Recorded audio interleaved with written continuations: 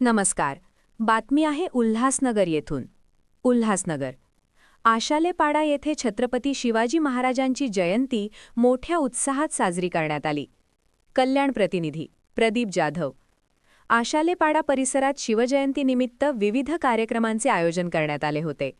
यावेळी लहान मुलींनी प्रभावी भाषण करून छत्रपती शिवाजी महाराजांच्या कार्याचे व त्यांच्या आदर्शांचे महत्त्व उपस्थितांना पटवून दिले. त्यांच्या धाडस, स्वराज्य स्थापनेची जिद्द आणि न्यायनिष्ठ राज्यकारभार याबद्दल मुलींनी आत्मविश्वासाने माहिती दिली. उपस्थित नागरिकांनी मुलींचे कौतुक करत टाळ्यांच्या गजरात त्यांना दाद दिली. कार्यक्रमास स्थानिक नागरिक, पालक व शिवप्रेमी मोठ्या संख्येने उपस्थित होते. देशभक्तीपर वातावरणात शिवजयंती उत्साहपूर्ण आणि प्रेरणादायी वातावरणात पार पडली.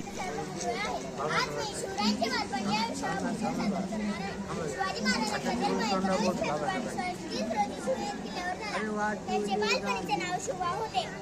लहानपणापासून शोभा खूप हुशार, धाडसी आणि चुणचुणीत होते. शिवाजी महाराजांच्या जीवनावर त्यांच्या आई जिजामाता यांचा खूप मोठा प्रभाव होता. जिजामातांनी त्यांना रामायण, महाभारत आणि शूरवीरांच्या गोष्टी सांगितल्या. त्यातून शोभाच्या मनात सत्य, धैर्य, न्याय आणि देशप्रेमाचे संस्कार रुजले. शोभा लहान असताना गडकिल्ल्याचा खेळ खेळत असत. ते खेळातून नेतृत्व, शिस्त आणि एकी शिकत होते. ते नेहमी मित्रांना मदत करत असत आणि अन्याय सहन करत नसत. दादोजी कोंडदेव यांनी शिवाजी महाराजांना तलवारबाजी, घोडेस्वारी आणि युद्धकलेचे शिक्षण दिले. शोभा अभ्यासातही हुशार होते आणि गुरुंचा मान ठेवत असत. बालपणापासूनच शिवाजी महाराजांना स्वराज्याचे स्वप्न पडत होते. आपल्या मातृभूमीचे रक्षण करावे अशी त्यांची इच्छा होती. बालपणातील गुणामुळे ते पुढे महान राजे झाले. आपण सर्वांनी शिवाजी महाराजांच्या बालपणापासून प्रेरणा घ्यावी. आपणही सत्य बोलावे, धैर्याने वागावे, आई वडील आणि शिक्षकांचा आदर करावा.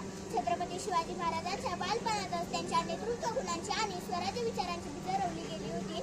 पुण्याच्या लाल महालात वाढताना शिवरायांनी रयतेचे सुख-दुःख जवळून पाहिले. अन्यायाविरुद्ध उभं राहण्याची वृत्ती तिथेच घडली.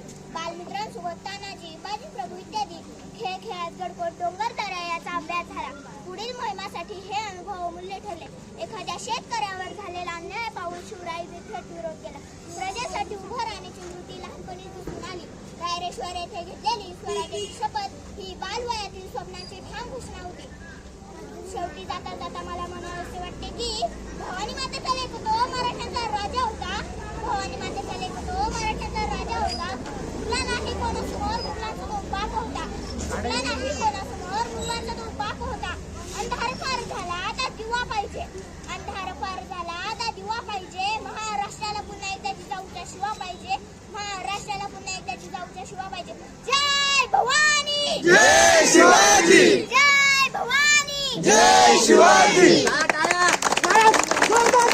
छत्रपती शिवाजी महाराजांचा